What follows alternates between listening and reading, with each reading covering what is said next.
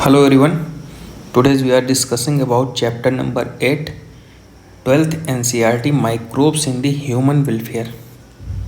तो सबसे पहला जो हमारा टॉपिक रहने वाला है यहाँ पे वो है microbes in house hold products, दूसरा टॉपिक है इंडस्ट्रियल प्रोडक्ट्स एंड थर्ड जो है microbes in sewage treatment and fourth topic is microbes in production of biogases and topic number 5th is microbes as the biocontrol agent and the last topic is microbes as biofertilizers. Clear? तो basically microbes होते क्या हैं? तो microbes एक type के tiny organism होते हैं, tiny living organism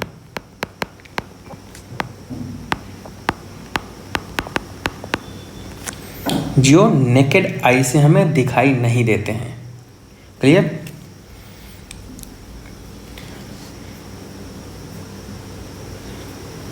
Teni living organism are generally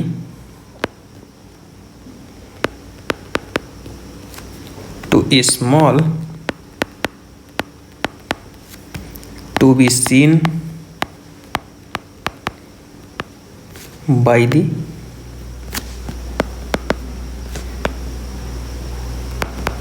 naked eye. Clear? तो ये एक टाइप के लिविंग ऑर्गेनिज्म होते हैं. अब सबसे पहले यहाँ पे हम स्टार्ट कर रहे हैं. क्या लिखा है देखो पहली line, beside microscopic plant and animals, microbes जो होते हैं मेजर कंपोनेंट होते हैं बायोलॉजिकल सिस्टम के ऑन द अर्थ. क्लियर?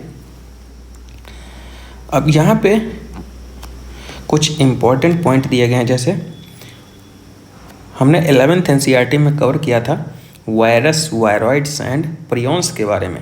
तो वहाँ पे हमने बताया था प्रियॉन्स जो होते हैं ना वो प्रोटीनियस इन्फेक्टियस एजेंट होते हैं. क्लियर? जिसकी डिस्कवरी एक साइंटिस्ट ने किया था जिनका नाम था प्रूजिनर. ठीक है? तो प्रियॉन्स क्या होते हैं? Proteinaceous infectious agent. Clear? Triple P से हम याद कर सकते हैं इसको, prions, Prusiner and proteinaceous infectious agent. अब आगे बढ़ते हैं हम. कुछ यहाँ पे फिगर दिए गए हैं, जैसे ये पहला फिगर जो है यहाँ पे देखिए हेड रीजन है, कॉलर, ये टेल है, प्लेट्स हैं, पिंस हो गया. ये बैक्टीरियोफेज का है. ठीक है? क्या है? बैक्टीरियोफेज.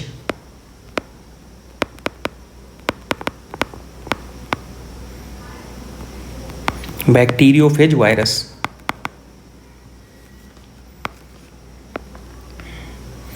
दूसरा यहाँ पे है, इसके ये नेमिंग देख लेना. ठीक है?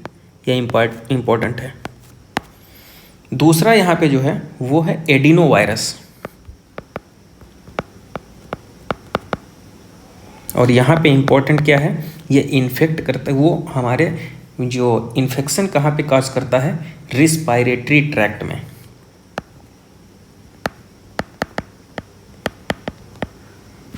Clear?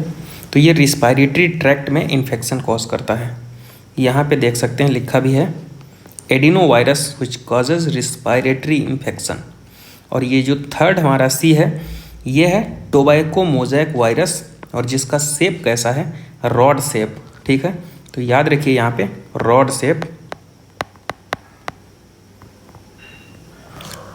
TMV, tobacco mosaic virus. Clear? अब यहाँ पे जो एक पेट्री डिश बनाई गई है उसको देखिए. पहले में क्या है? Colony of bacteria growing in the petri dish.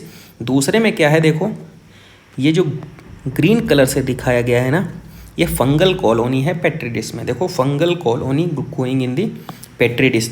इस वाले पेज में ये जरूर याद रखिए, यहाँ पे ये 3 फिगर हैं, 1 2 3. पहला है बैक्टीरियोफेज, इसमें नेमिंग देख लीजिए, हेड, कॉलर, टेल, प्लेट्स कहाँ पे हैं. ठीक है? दूसरा ये है जो हमारा एडिनो वायरस है, ये रेस्पिरेटरी ट्रैक्ट में इन्फेक्शन कॉज करता है. थर्ड जो है हमारी रॉड लाइक स्ट्रक्चर है, ये है टोबैको मोज़ेक वायरस, ठीक है। कॉम्पैक्ट रॉड शेप वायरस होता है ये। देखिए डायरेक्ट पूछ सकता है बैसिलस से, क्योंकि बैसिलस भी रॉड शेप होता है बैक्टीरिया, ठीक है। तो इसको अच्छे से देख लेना एक बार। अब नेक्स्ट पेज में हम चल रहे हैं। यहाँ पे microbes in house hold products, microbes in house hold product. इसमें देखो घरों में हम देख रहे हैं कि जैसे मिल्क से कर्ड का फॉर्मेशन होता है, दूध से दही बनाया जाता है, तो वहाँ पे एक टाइप के बैक्टीरिया का यूज होता है, ठीक है। वो बैक्टीरिया का नाम क्या है? Lacto acid bacteria. देखो लिखा है यहाँ पे लैक्टिक एसिड बैक्टीरिया लैब, ठीक है। क्या करता है? Milk and convert it into curd, दूध को दही में कन्वर्ट कर देता है, ठीक है। यह करता क्या है? देखो द लैब प्रोड्यूस एसिड, एक एसिड को प्रोड्यूस करता है that coagulate and partially digest करता है मिल्क प्रोटीन को, ठीक है। लैक्टिक एसिड बैक्टीरिया के बारे में बताया जा रहा है यहाँ पे, ठीक है। स्मॉल अमाउंट, देखो घरों में क्या होता है, दूध में क्या होता है, एक स्मॉल अमाउंट ऑफ, एक देखा होगा आपने कि 1 चम्मच दही उसमें डाल दिया जाता है। जब कभी दूध को दही में कन्वर्ट करना होता है तो क्या किया जाता है, 1 चम्मच जो होता है दही ऑलरेडी उसमें मिला दिया जाता है। वो 1 चम्मच जो दही होता है ना, उसी को हम क्या बोलते हैं? इनकोगुलम। देखो क्या बोलते हैं? इनकोगुलम। उसी को बोलते हैं स्टार्टर, जामन बोलते हैं उसको। उसमें क्या होता है? Millions of the lactic acid bacteria होते हैं। समझ गए ना? जब घरों में दूध से दही का फॉर्मेशन कराना होता है तो उसमें 1 चम्मच जो है दही मिला दिया जाता है। उस दही को क्या बोलते हैं हम? इनकोगुलम स्टार्टर या जामन बोलते हैं। उसमें क्या होता है? मिलियंस, 10 लाख से भी ज़्यादा होते हैं लैक्टिक एसिड बैक्टीरिया जो दूध को दही में कन्वर्ट कर देते हैं, ठीक है। और दही की न्यूट्रिशनल वैल्यू ज़्यादा होती है, क्यों? क्योंकि उसमें विटामिन B12 की इफ़िशियंसी हो जाती है, ठीक है। Improve it's nutritional quality by increasing vitamin B12, ठीक है। विटामिन B12 इसका साइंटिफिक नेम होता है साइनोकोबालामिन। किस में होता है ये? कर्ड में, ठीक है। अब आगे बढ़ते हैं। ये क्या कराता है? LAB play very beneficial role in the checking disease causing microbes, ठीक है। ये तो हो गया दूध से दही का फॉर्मेशन। अब आगे बढ़ते हैं हम यहाँ पे डोसा और इडली के बारे में बात हो रही है यहाँ पे। देखो डोसा एंड इडली। डोसा और इडली का फॉर्मेशन भी बैक्टीरिया के थ्रू होता है, फर्मेंटेड बाय बैक्टीरिया। और जब फर्मेंटेशन का प्रोसेस होता है तो उसमें जो होता है पफीनेस आ जाती है, ठीक है। पफ्ड अपीयरेंस होता है, और वो पफ अपीयरेंस किसकी वजह से होता है? CO2 के प्रोडक्शन की वजह से, ठीक है। Production of CO2। अब देख, जैसे नहीं होता है आटा को गूंथ के रख दिया जाता है, जैसे फर्मेंटेशन के लिए आटा को गूंथ के रख दिया, तो कुछ समय बाद देखते हैं आटा जो होता है ना, डफ जिसको बोलते हैं, उभरा हुआ दिखाई देता है इस टाइप से।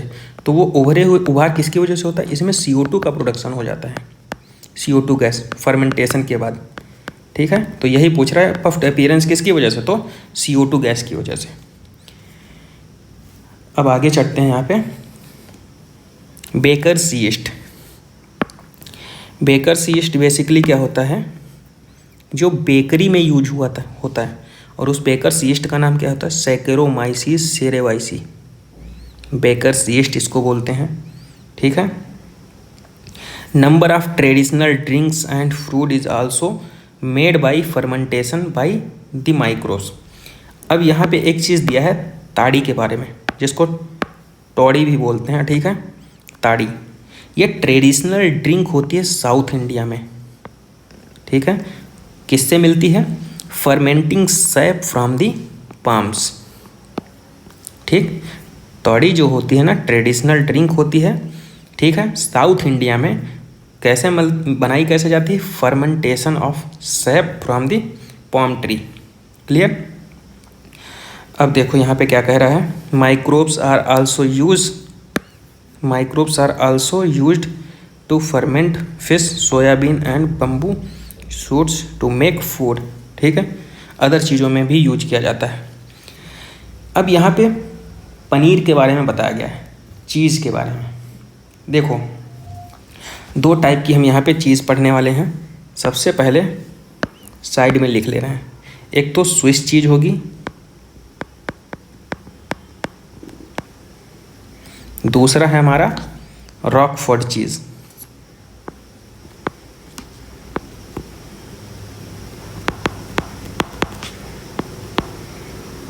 ठीक है, दो टाइप की यहाँ पे पनीर हम पढ़ने वाले हैं। तो देखो, हाईलाइट करेंगे, स्विस चीज़ जो होती है, large hole in Swiss cheese किसकी वजह से होता है? Large amount of CO2 by the bacterium name Propionibacterium shermanii. तो स्विस चीज़ का प्रोडक्शन किस बैक्टीरिया की वजह से हो रहा है? वो है हमारा प्रोपिनोबैक्टीरियम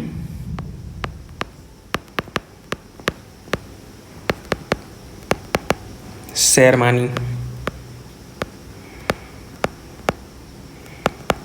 ठीक है, दूसरा है हमारा रॉकफोर्ड चीज़।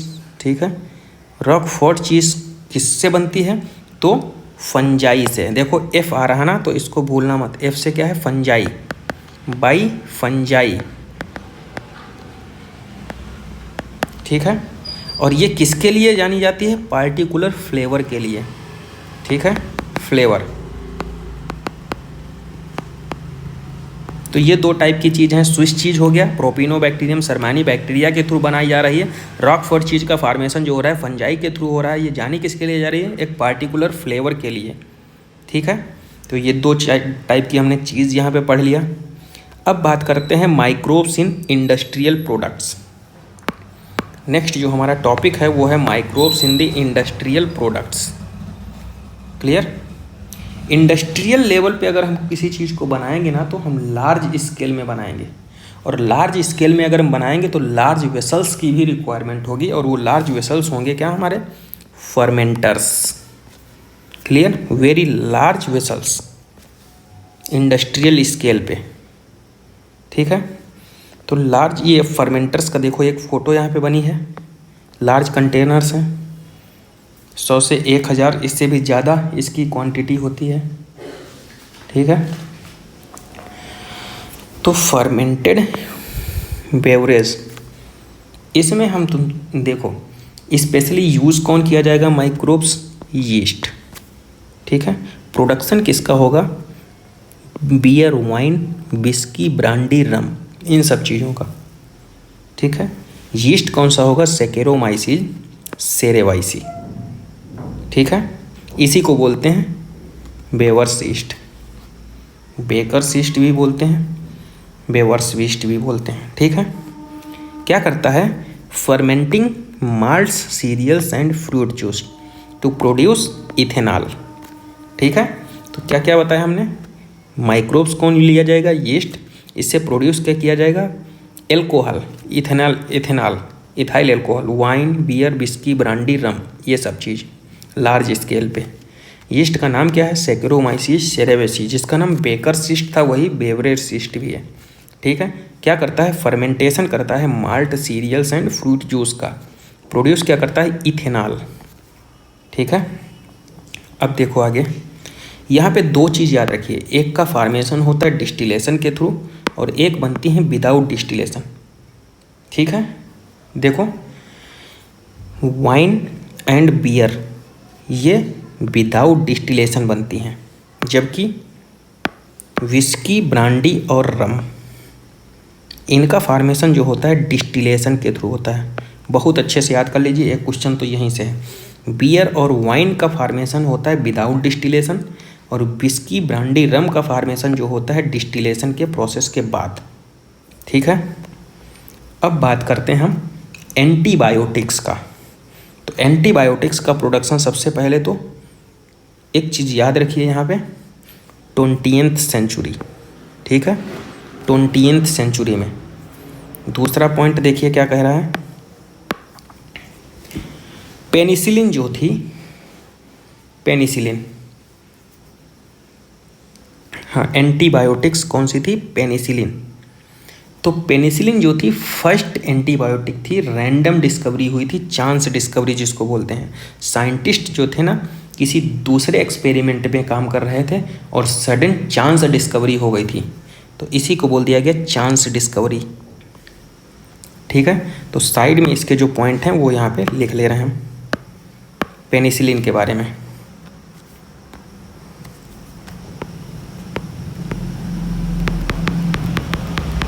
ठीक है, पेनिसिलिन तो सबसे पहले फर्स्ट एंटीबायोटिक्स था, फर्स्ट एंटीबायोटिक्स चांस डिस्कवरी थी।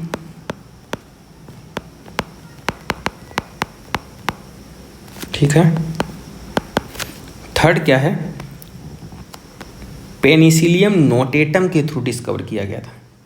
पेनिसिलियम नोटेटम, देखो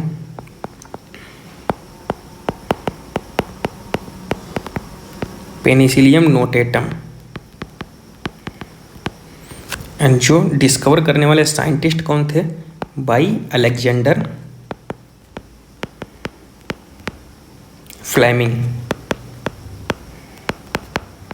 ठीक है, तो ये हैं पेनिसिलियम के पॉइंट। कौन कौन सा हमने बताया पेनिसिलियम के बारे में, देखो फर्स्ट एंटीबायोटिक्स है, अलेक्जेंडर फ्लेमिंग ने इसकी डिस्कवरी की थी। ठीक है, वर्क किस पे कर रहे थे वो, स्ट्रेप्टोकोकाई बैक्टीरिया पे। किस पे वर्क कर रहे थे, स्ट्रेप्टोकोकाई पे वर्क कर रहे थे। ठीक है, उन्होंने क्या देखा था, once observe mould growing in one his unwashed culture. जो गंदी प्लेट थी ना उस पे क्या था कि देखो माउल्ड ग्रो कर जा रहा था। ठीक है, कहाँ पे, mould growing in one of his unwashed culture plate. ठीक है, around which streptococci will not go, जहाँ पे स्ट्रेप्टोकोकाई ग्रो नहीं कर रहा था। तो उन्होंने क्या देखा वहाँ पे कि was due to chemical produce, वहाँ पे एक केमिकल का प्रोडक्शन हो रहा था। ठीक है, नाम क्या दे दिया उन्होंने, पेनिसिलिन। ठीक है, और उस माउल्ड का क्या नाम था, पेनिसिलियम नोटेटम। ठीक है, उसके बाद कुछ साइंटिस्ट आए जिन्होंने फुल पोटेंशियल बताया इस इफ़ेक्टिव एंटीबायोटिक्स का। कौन कौन से साइंटिस्ट थे, एक तो फ्लेमिंग थे, कौन से साइंटिस्ट थे, अर्नेस्ट चेन, हॉवर्ड फ्लोरे। ठीक है, फ्लेमिंग, चेन और फ्लोरे, इन्होंने फुल्ली पोटेंशियल बता दिया किसका, पेनिसिलिन का।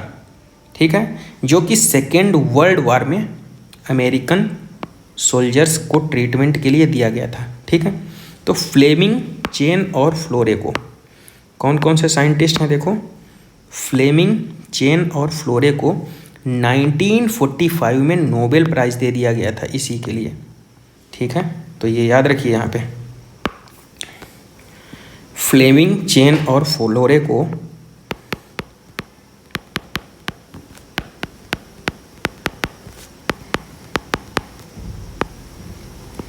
कब दिया गया था, 1945 में Nobel prize. Clear, for penicillin.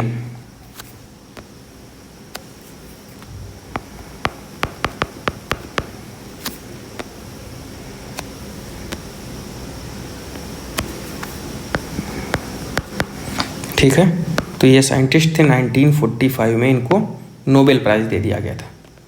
अब आगे बढ़ते हैं,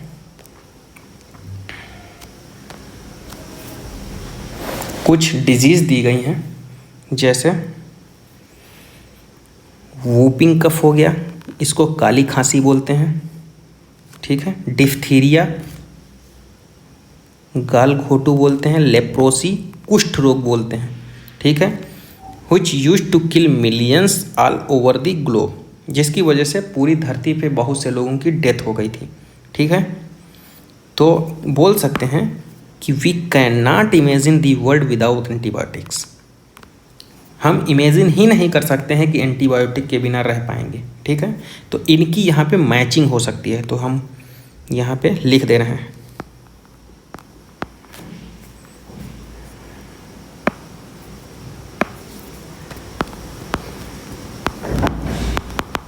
वूपिंग कफ, इसको मैच कराना है किससे? काली खांसी। ठीक है, ये मैचिंग में ही आएगा। डिफ्थीरिया, इसको बोलते हैं गला घोटू, गाल घोटू। ठीक है, और लास्ट कौन सा है? लेप्रोसी, इसको मैच कराने के लिए आएगा कुष्ठ रोग। ठीक है, तो ये क्वेश्चन मैचिंग में ही आएगा। क्लियर? ये प्लेग है, पश्चुरेला पेस्टिस से होता है। अब बात करते हैं chemicals, enzymes and other bioactive molecules. Chemicals, enzymes and other bioactive molecules. इसमें देखो कुछ इम्पोर्टेंट चीज़ें हैं, वो हम साइड में लिखने की कोशिश करेंगे, जो याद करने में प्रॉब्लम नहीं होगी। तो देखो, एक फंजाई है जिसका नाम है एस्परजिलस नाइगर। ठीक है, वो प्रोड्यूस करता है सिट्रिक एसिड। एसिटोबैक्टर एसिटी जो है वो एसिटिक एसिड का प्रोडक्शन करता है, बैक्टीरिया है। क्लॉस्ट्रीडियम ब्यूटाइरिकम ये ब्यूटाइरिक एसिड का फॉर्मेशन करता है। ठीक है, और लैक्टो एसिड बैक्टीरिया जो है वो लैक्टिक एसिड का प्रोडक्शन कराता है। तो यहाँ पे कुछ बैक्टीरिया हैं, किस कंपाउंड का फॉर्मेशन करेगा ये आपको ज़रूर याद होना चाहिए। ठीक है, एक चीज़ ऊपर लिख लीजिए, ऑक्सैलिक एसिड और सिट्रिक एसिड।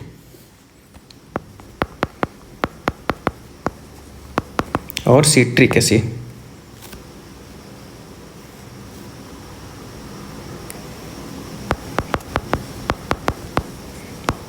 ये दोनों एस्परजिलस नाइगर से प्रोड्यूस होंगे।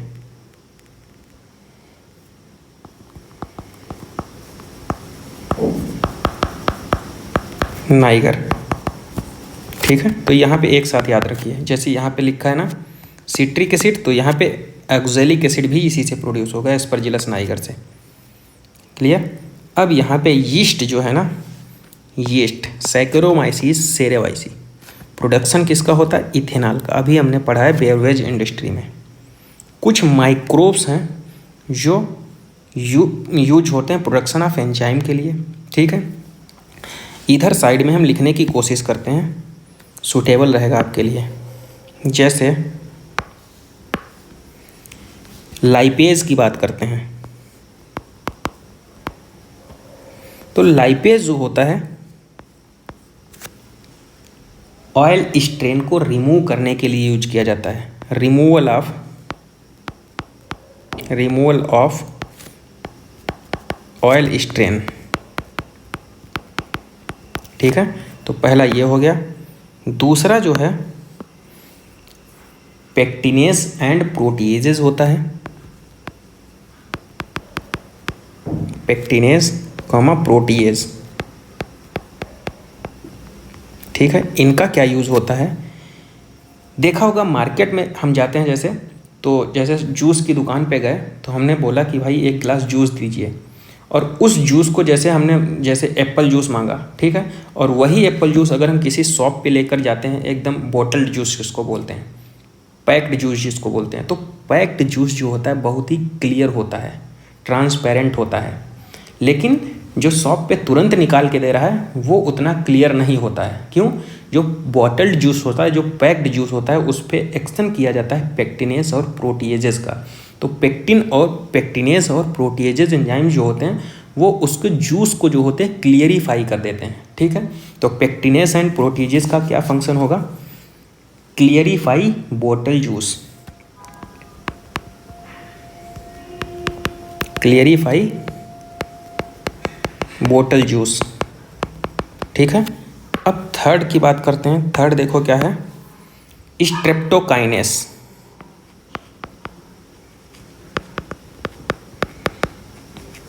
ठीक है, स्ट्रेप्टोकाइनेस की अगर हम बात करते हैं तो अगर कोई भी पर्सन जो होता है मायोकार्डियल इन्फेक्शन हो जाता है उसके, ठीक है, तो उसमें क्या होता है, ये क्लॉट बस्टर करता है, क्लॉट को रिमूव करता है। तो as clot buster, in person which gone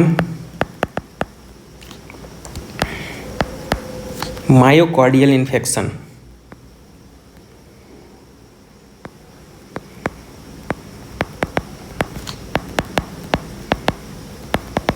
ठीक है, तो समझ गए, क्लॉट बस्टर के रूप में हेल्प करता है, ये क्लॉट को हटाता है। अब नेक्स्ट जो है उसकी बात कर लेते हैं, स्टैटिन। स्टैटिन क्या कराता है? देखो, पहली बात तो इसका प्रोडक्शन किससे होता है? एक यीस्ट से होता है। वो उस यीस्ट का नाम क्या है? Monascus purpureus.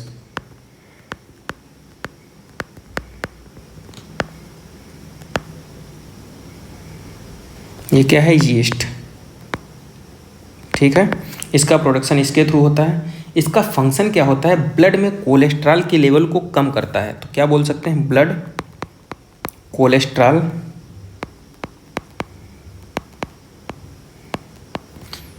Lowering agent.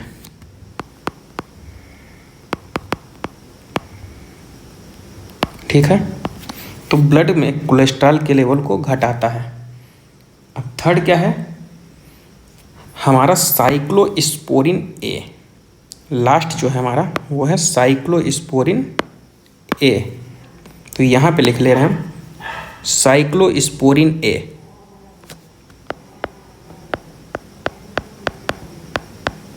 Cyclosporin ए। साइक्लोस्पोरिन ए क्या कराता है? देखो, एक इम्यूनोसप्रेसिव एजेंट है, इम्यून रिस्पॉन्स को सप्रेस करता है ड्यूरिंग द ऑर्गन ट्रांसप्लांटेशन। तो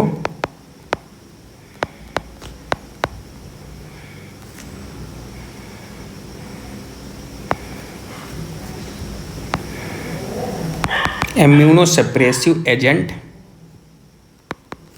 इन ऑर्गन ट्रांसप्लांटेशन।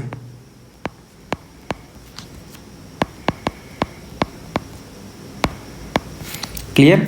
और इसका प्रोडक्शन किससे होता है? ट्राइकोडर्मा पॉलीस्पेरम एक फंजाई होता है। ट्राइकोडर्मा पॉलीस्पोरम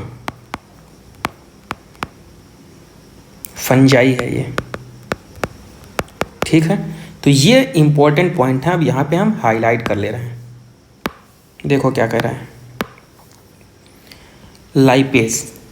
देखो, lipase detergent formulation and helpful removing oil strain. देखो लाइपेज के बारे में क्या कह रहा है? Remove oil strains. ठीक है, तो ये हो गया। दूसरा क्या कह रहा है यहाँ पे? दूसरा जो है बोतल जूस को क्लियरिफाई किससे किया जाता है? देखो, bottles juice are clarify pectinase and proteases की वजह से। ठीक है, एंड जो थर्ड है हमारा वो क्या कह रहा है? देखो, स्ट्रेप्टोकाइनेस। बैक्टीरिया कौन सा है? Streptococcus and clot buster removing clots from the blood vessels of patient undergo myocardial infection leading to heart attack. ठीक है, अब जो नेक्स्ट है वो क्या कह रहा है? साइक्लोस्पोरिन ए। साइक्लोस्पोरिन ए क्या है? इम्यूनोसप्रेसिव एजेंट है, इम्यून रिस्पॉन्स को कम कर देता है ड्यूरिंग ऑर्गन ट्रांसप्लांटेशन। ठीक है, फंगस से प्रोड्यूस होता है ट्राइकोडर्मा पॉलीस्पोरम। और जो नेक्स्ट है वो क्या चीज़ है? स्टैटिन। स्टैटिन क्या होता है? कि यीस्ट से प्रोड्यूस होता है, मोनास्कस परप्यूरियस।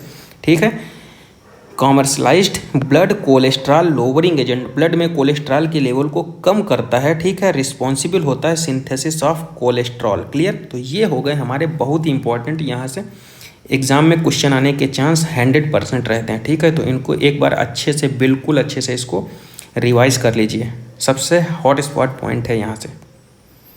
अब नेक्स्ट हम पढ़ेंगे माइक्रोब्स इन सीवेज ट्रीटमेंट।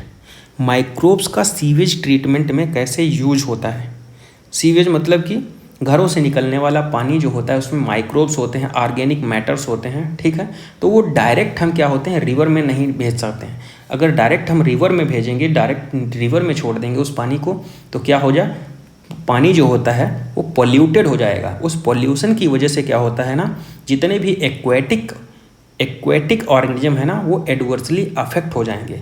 इसलिए पहले उस जो वाटर को जो होता है, जो घरों से निकलने वाला पानी होता है जिसमें ऑर्गेनिक मैटर होंगे, ठीक है, अदर माइक्रोब होंगे ना, उसको पहले हम ट्रीट करेंगे। और उसका ट्रीटमेंट जहाँ किया जाएगा ना वो होंगे सीवेज ट्रीटमेंट प्लांट। जब ट्रीटमेंट के बाद उसको छोड़ेंगे ना नदियों में तो वो पानी जो होता है कम पॉल्यूटेड होगा, ठीक है। इसीलिए ट्रीटमेंट की रिक्वायरमेंट होती है। बहुत सारी पॉलिसी होंगी, बहुत सारी मिनिस्ट्री होंगी और उस मिनिस्ट्री के थ्रू बहुत सारे प्लान्स ऑर्गेनाइज किया जा रहा है, उन सब की डिटेल स्टडी इसमें हम करेंगे अभी। क्लियर। तो microbes in sewage treatment plant की बात करते हैं। तो देखो यहाँ पे क्या लिखा है, पहली लाइन देखिए।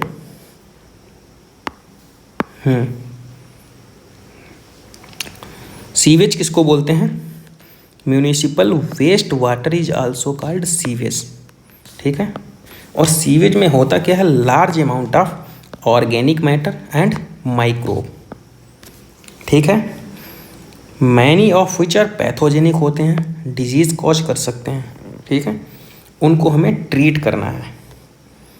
तो सीवेज ट्रीट कैसे किया जाएगा? सीवेज ट्रीटमेंट प्लांट के थ्रू, ठीक है। और क्या किया जाएगा, उनको कम पॉल्यूटेड किया जाएगा, less polluting.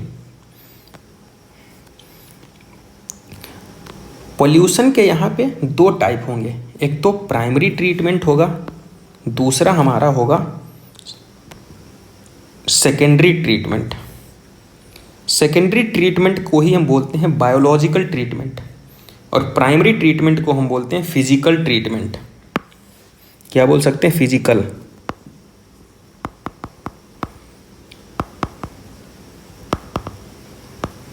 Clear. Physical treatment इसलिए बोलते हैं, जैसे सपोज दैट हमारे पास एक ग्लास है, ठीक है, और उस ग्लास में हमने छोटे छोटे पार्टिकल डाल दिए हैं जो सॉल्यूबल ना हो, ठीक है, जैसे पत्थर के टुकड़े डाल दिए और उसमें ही माइक्रोब्स भी हैं, ठीक। तो हम क्या करेंगे कि जो पत्थर के टुकड़े होंगे उनको तो हम हाथ से साफ़ कर देंगे ना, ठीक है, छान देंगे छन्नी से। तो छन्नी से छानेंगे मतलब फिल्ट्रेशन, और जो नीचे तल है, जो सतह में नीचे बैठे हुए होंगे उनको भी हटा सकते हैं, तो मतलब सेडिमेंटेशन कर सकते हैं। तो फिल्ट्रेशन और सेडिमेंटेशन तो कर सकते हैं ना फिजिकल ट्रीटमेंट के थ्रू। और फिजिकल ट्रीटमेंट किसका पार्ट है? Primary treatment. तो सेडिमेंटेशन एंड फिल्ट्रेशन किस में आएगा? देखो, फिल्ट्रेशन एंड सेडिमेंटेशन, तो ये किस में आ जाएगा? Primary treatment. क्लियर। उसके बाद जो बचा हुआ होगा उसको हम माइक्रोबियल लेवल पे एक्ट करेंगे। क्लियर। तो देखो क्या है, फिल्ट्रेशन एंड सेडिमेंटेशन तो हो गया प्राइमरी ट्रीटमेंट में। अब उसके बाद उसको हम आगे बढ़ाएंगे। इफ्लुएंट जो बचेगा ना उसको कहाँ भेजेंगे हम? देखो, all the solid that settled from the primary sludge are, इसके बाद जो इफ्लुएंट होगा प्राइमरी सेटलिंग टैंक में भेज दिया जाएगा फॉर सेकेंडरी ट्रीटमेंट। जो इफ्लुएंट होगा from the primary settling tank is taken for secondary treatment. Secondary treatment मतलब कि बायोलॉजिकल ट्रीटमेंट के लिए आगे भेजा जाएगा, ठीक है। बायोलॉजिकल ट्रीटमेंट के लिए जहाँ पे भेजा गया वो लार्ज एरेशन टैंक होगा, ठीक है। वहाँ पे देखो क्या है, एक फ्लॉस्क टर्म है, ये क्या होता है? Mass of bacteria associated with fungal filament to form mesh like structure, इसे फ्लॉक्स बोल देते हैं। कुछ टर्मिनोलॉजी है उसको पढ़ लेते हैं, फिर साइड में हम लिखते हैं बायोलॉजिकल या biochemical oxygen demand, BOD. BOD ज़्यादा होगी तो पोल्यूशन भी ज़्यादा होगा। साइड में लिखते हैं बीओडी जो होता है, BOD biological oxygen demand. BOD basically होता क्या है? देखो, measure the rate of Uptake of oxygen by micro organism in sample of water, ठीक है। क्या कह रहा? Uptake of oxygen by micro organism. Micro organism oxygen का अपटेक कितना कर रहे हैं उसी को बोल दे रहे हैं बीओडी। ये बीओडी जो होता है पोल्यूशन पे डायरेक्टली डिपेंड करता है। कहने का मतलब है पोल्यूशन ज़्यादा होगा तो बीओडी ज़्यादा होगी, पोल्यूशन कम होगा तो बीओडी कम होगी। ठीक है, अब देखो क्या कह रहा है। बीओडी जो होता है बायोलॉजिकल ऑक्सीजन डिमांड मेजर क्या करता है,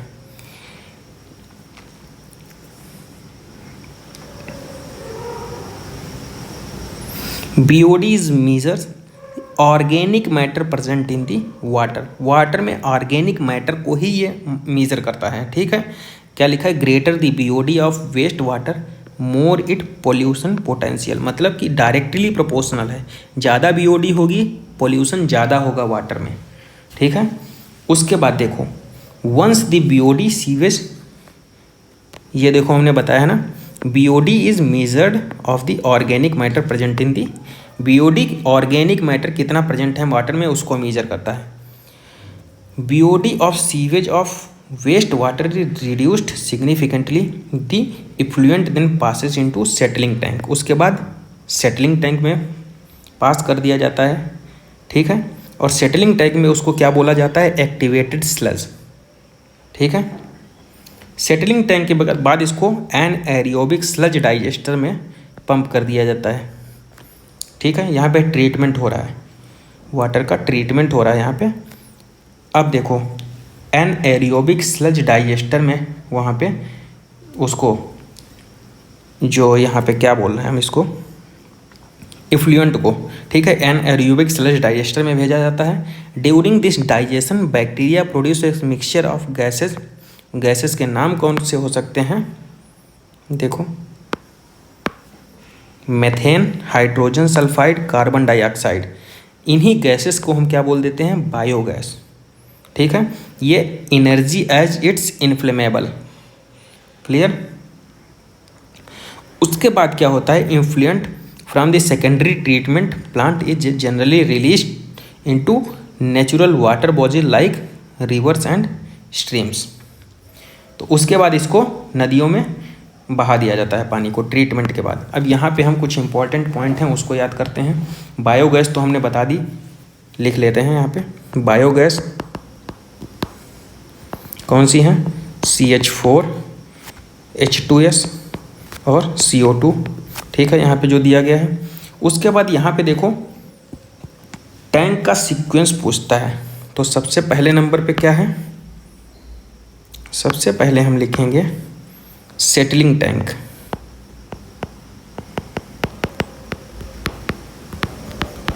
उसके बाद क्या होगा, एरेशन टैंक।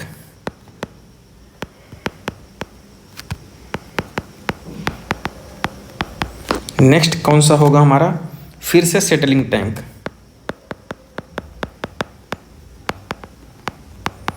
एंड लास्ट कौन सा होगा, एनएरोबिक स्लज डाइजेस्टर।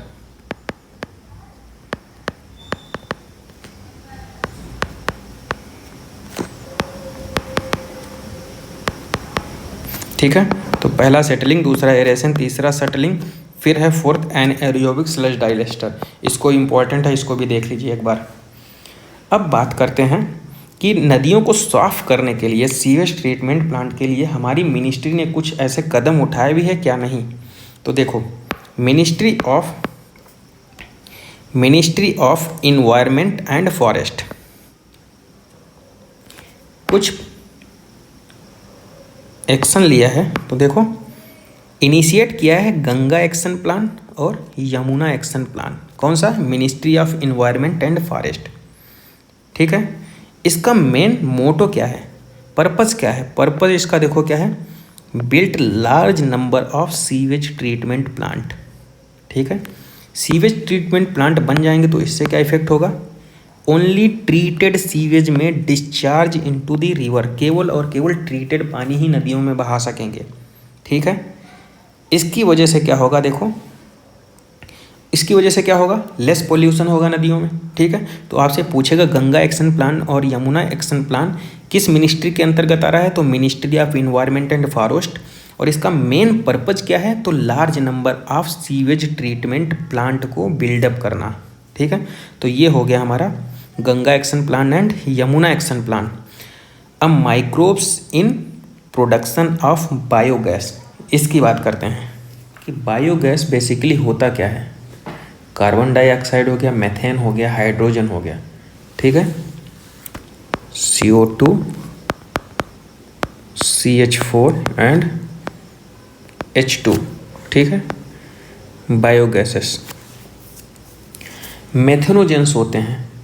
मेथेनोजेंस मतलब जो मेथेन का प्रोडक्शन कराते हैं। क्लियर? तो इधर साइड में हम लिखते हैं, देखो, मेथेनोजेंस।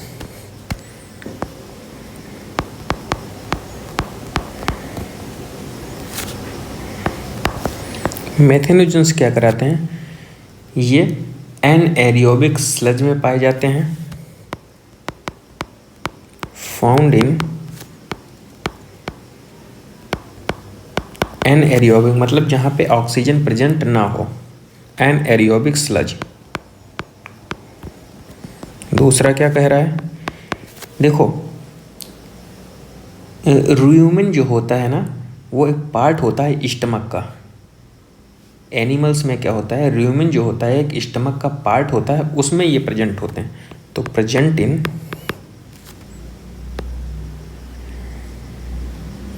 रूमेन, और रूमेन क्या होता है? Part of stomach.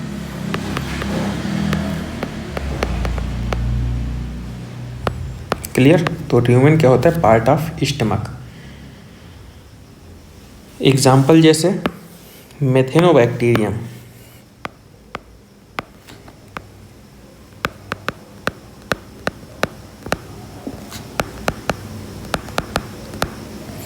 ये क्या कराते हैं? ब्रेक डाउन करा देते हैं सेलुलोज का।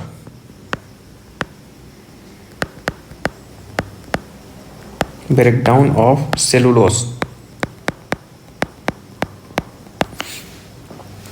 ये देखो लिखा है मेथेनोबैक्टीरियम, ठीक है, anaerobic sludge during sewage treatment, ठीक है। कहाँ पे प्रेजेंट होते हैं? रूमेन, और रूमेन क्या होता है? Part of stomach of cattle, ठीक है।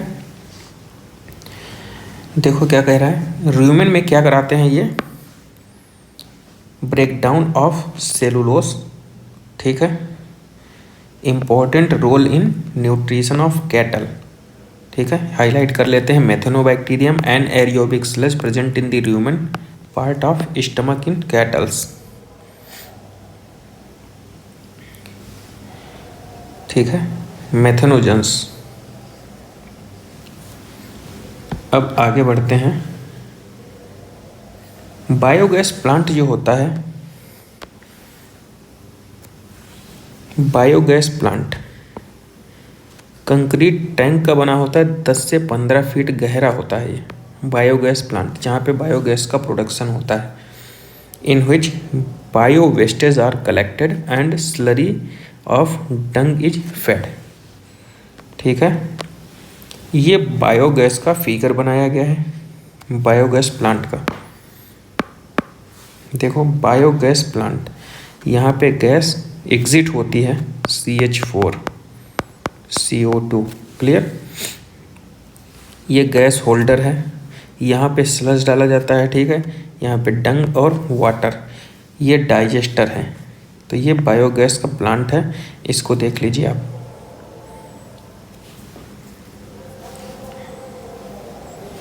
इसके बाद आगे हम बढ़ते हैं।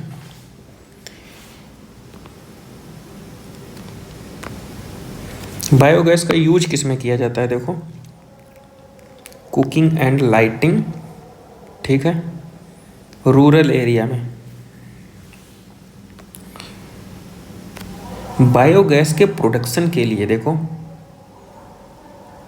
टेक्नोलॉजी ऑफ, हाईलाइट करते हैं इसको,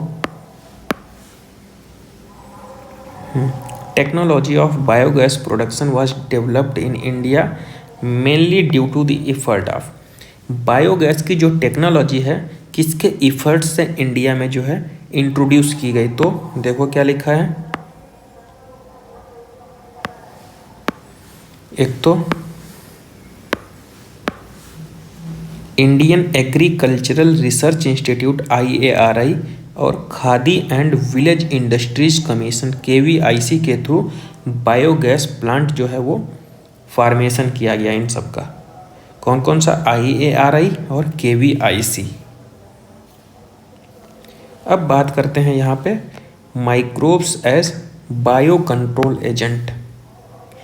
माइक्रोब्स का जो यूज है बायो कंट्रोल एजेंट की तरह कैसे किया जाएगा?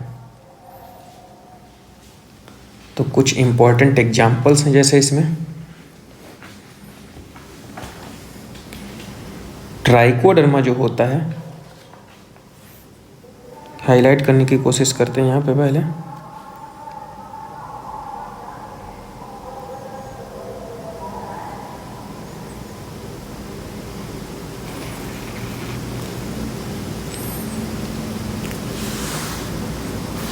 कह रहा है in modern society these problems have been tackled, क्या कह रहा है? Chemicals by used by use of insecticide and pesticide.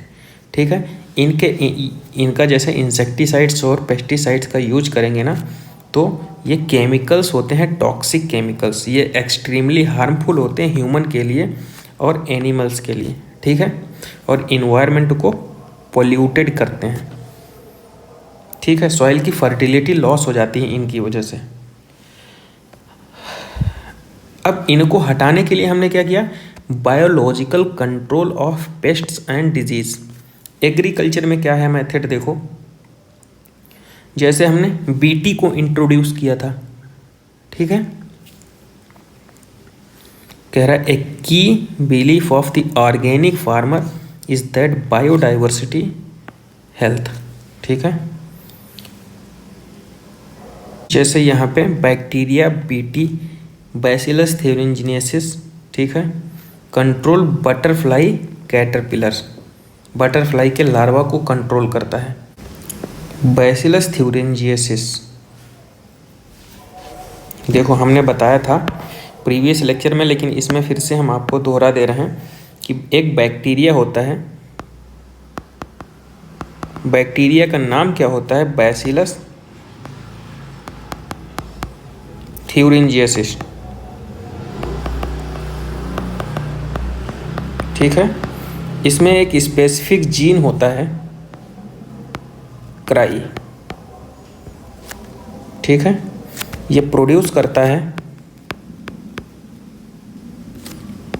Protoxin. ये प्रोटॉक्सिन जो होता है ये इनएक्टिव फॉर्म में होता है और एक्टिवेट होता है एट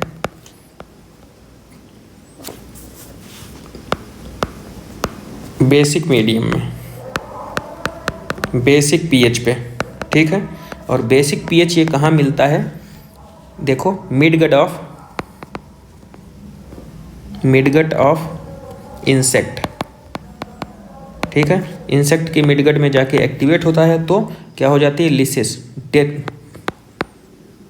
डेथ ऑफ इंसेक्ट। तो ये क्या है? Biological control. ठीक है, अब आगे बढ़ते हैं हम।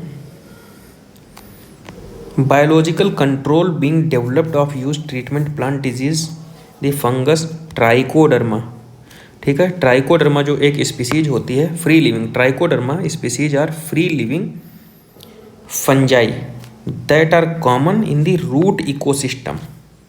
ठीक है, इफेक्टिव बायो कंट्रोल एजेंट होता है सेवरल प्लांट पैथोजन के लिए।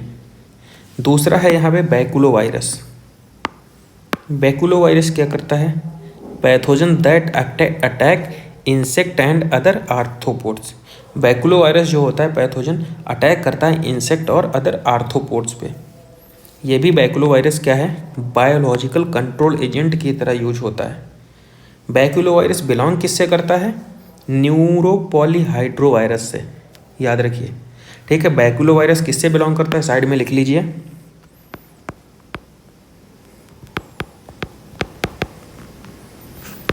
न्यूक्लियो पॉलीहाइड्रोवायरस। ठीक है, ये जीनस है इसका। क्लियर? अब आगे बढ़ते हैं यहाँ पे। These virus are excellent candidates for species specific होते हैं। ठीक है, क्या है? Species specific and narrow spectrum insecticidal. Narrow spectrum, एक होता है ब्रॉड स्पेक्ट्रम, एक होता है नैरो, तो ये नैरो स्पेक्ट्रम इंसेक्टिसाइडल हैं।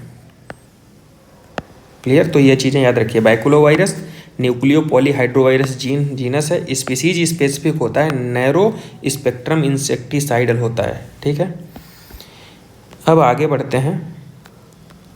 Microbes as bio fertilizers. इसमें देखो कुछ इंपॉर्टेंट पॉइंट हैं, साइड में लिख ले रहे हैं हम। देखो, केमिकल्स से बचने के लिए क्या किया गया? Organic farming. ठीक है, यूज़ ऑफ बायो फर्टिलाइजर्स। ठीक है, बायो फर्टिलाइजर्स बेसिकली होते क्या हैं? Organic bio fertilizers are organism that enrich the nutrient quality of the soil. Main bio fertilizers कौन कौन से हो सकते हैं? देखो, bacteria, fungi and cyanobacteria. Main source of bio fertilizers के कौन कौन से हैं? बैक्टीरिया, फंजाई और साइनोबैक्टीरिया। कुछ एग्जाम्पल्स हैं जो यहाँ साइड में हम लिखने की कोशिश कर रहे हैं। पहला, राइजोबियम।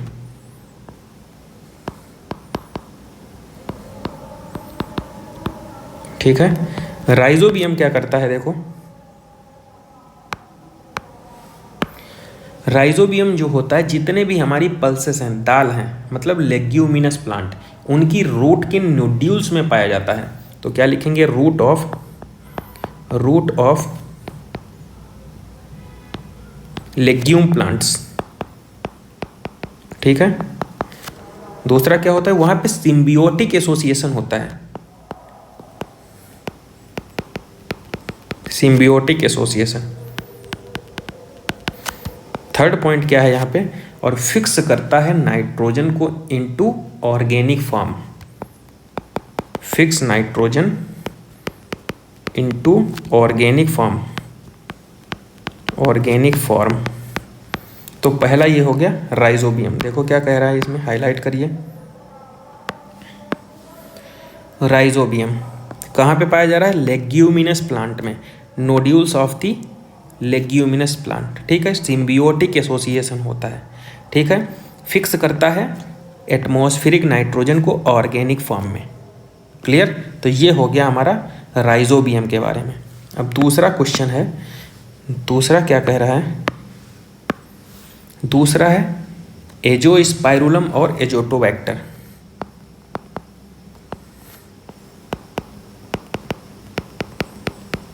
एजोस्पाइरुलम एंड एजोटोबैक्टर, ये दूसरा है। ये क्या करता है? नाइट्रोजन को फिक्स करता है। फिक्स नाइट्रोजन, एटमॉस्फेरिक नाइट्रोजन लिख सकते हैं। Fix atmospheric nitrogen while free living in soil।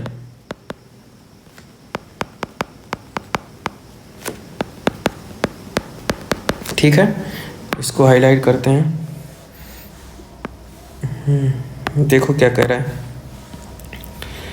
एजोस्पाइरुलम and Azotobacter क्या करता है? Fix nitrogen while free living in the soil. जब सॉइल में फ्री लिविंग फॉर्म में होता है तो नाइट्रोजन को फिक्स करता है। क्लियर? उससे क्या होता है? Enriching the nitrogen content of the soil. Next जो है उसको साइड में लिखते हैं।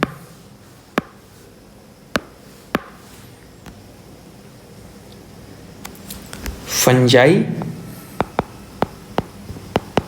प्लस पाइनस, जो ये हायर प्लांट है, हायर प्लांट, इसके एसोसिएशन को हम क्या बोल देते हैं? माइकोराइजा।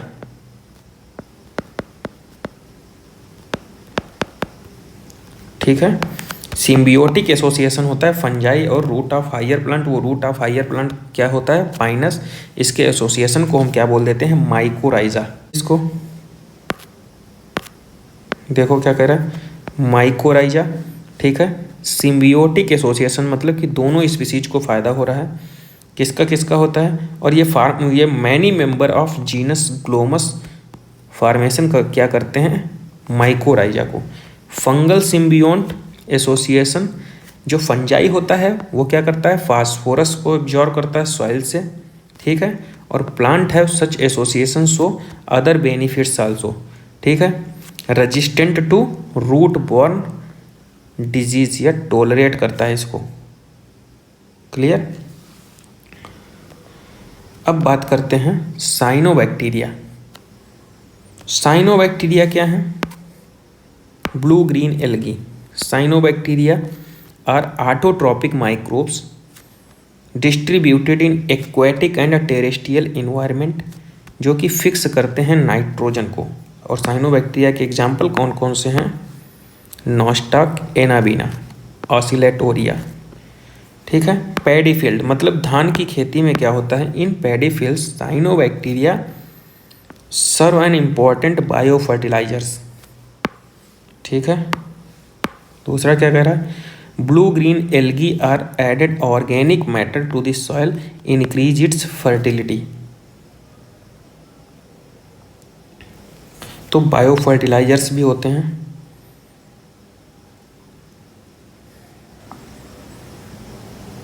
इनसे क्या होता है, reduce dependence on the chemical fertilizers. इनकी वजह से क्या होता है, सॉइल की फर्टिलिटी बढ़ती है और हम केमिकल्स यूज करते हैं उन पे डिपेंडेंसी हमारी ख़त्म होती चली जाती है, ठीक है, जो कि ह्यूमन हेल्थ के लिए और अदर ऑर्गेनिज्म के लिए बेनिफिशियल है।